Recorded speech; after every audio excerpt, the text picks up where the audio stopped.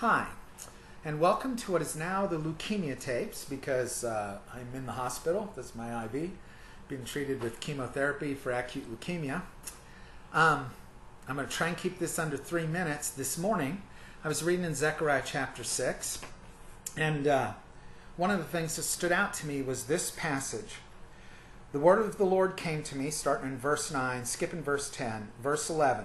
Take silver and gold, make crowns, and place them on the head of Joshua, son of Jehozadak, the high priest. You are to tell him, this is what the Lord of hosts says. Here is a man whose name is Branch.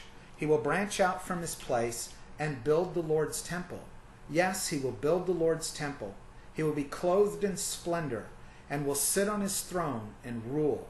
There will also be a priest on his throne, and there will be peaceful counsel between the two of them.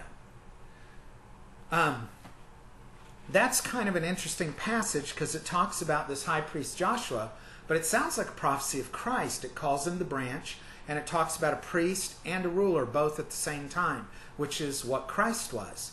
Well, the fact is, the early church read the Bible in a Greek translation called the Septuagint. And in the Septuagint, everywhere that you read Joshua, it was Jesus, Jesus, the same thing that we have in our Greek New Testament.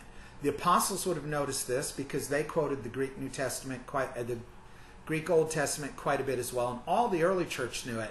And they always listed Joshua in the Old Testament. They always understood it as a prophecy of Christ.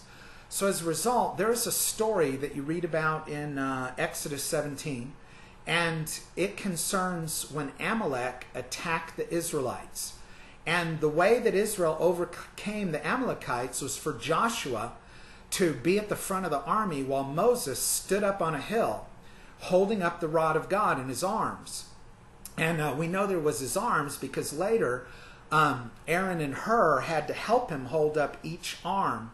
And while he was doing that, then Joshua would lead the battle and win. And to the early church, that was a prophecy of Christ. It even gave his name. It was Jesus leading the people into battle. And it was showing that only through the cross would Jesus triumph, because Moses had his arms in the air doing the sign of the cross over Joshua.